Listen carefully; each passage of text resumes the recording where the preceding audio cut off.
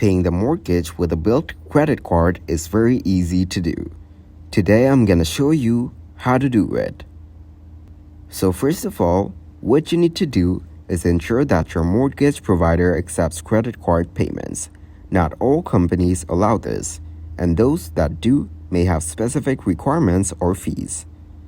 Then collect your mortgage account number, payment amount, and other necessary details. Log into your Bilt account through the Bilt app or website.